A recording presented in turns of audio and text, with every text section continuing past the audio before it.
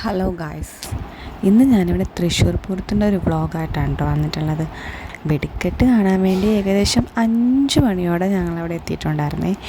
7:30ക്കാണ് തിരുവമ്പാടിയുടെ വെടിക്കെട്ട് സ്റ്റാർട്ട് ചെയ്തത്.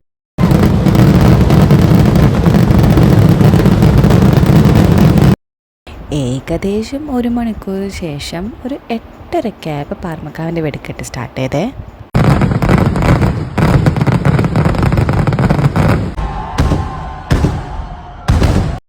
എറണാകുളം ശിവകുമാറിൻ്റെ പുറത്ത് നെയ്തലക്കാവ് ഭഗവതി പൂരവിളംബരത്തിനായി വടക്കുംനാഥൻ്റെ പടിഞ്ഞാറേ നടയിലൂടെ ക്ഷേത്രത്തിൻ്റെ അകത്തേക്ക് പ്രവേശിക്കുന്ന ദൃശ്യമാണ് ഇപ്പോൾ ബാക്ക്ഗ്രൗണ്ടിൽ കണ്ടുകൊണ്ടിരിക്കുന്നത്.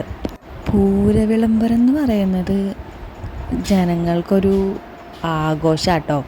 എൻ്റെ അഭിപ്രായത്തിൽ തൃശ്ശൂർ പൂരത്തിനേക്കാളും ജനത്തിരക്കുണ്ടാവും ഈ പൂരവിളംബരം കാണാൻ വേണ്ടിയിട്ട് തെക്കേ ഗോപുരനടയിലെ ഫ്രണ്ടിൽ. എത്ര വെയിലാണെങ്കിലും ജനങ്ങൾക്കതൊന്നൊരു പ്രശ്നമല്ല കേട്ടോ.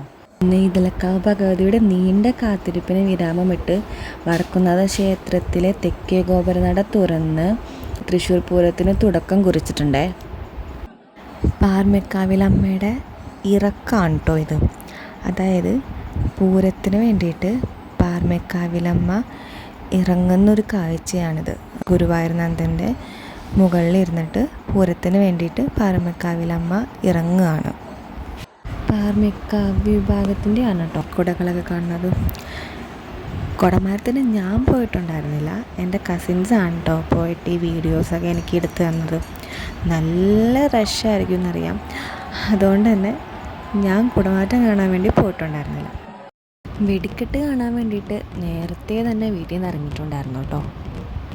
3 മണിക്കാണ് മെയിൻ വെടിക്കെട്ടിൻ്റെ ടൈം പറഞ്ഞിട്ടുണ്ടായിരുന്നെങ്കിലും ഒരു 4 മണിയൊക്കെ ആയപ്പോഴാണ് കേട്ടോ തിരുവമ്പാടിയുടെ വെടിക്കെട്ട് സ്റ്റാർട്ട് ചെയ്തത്.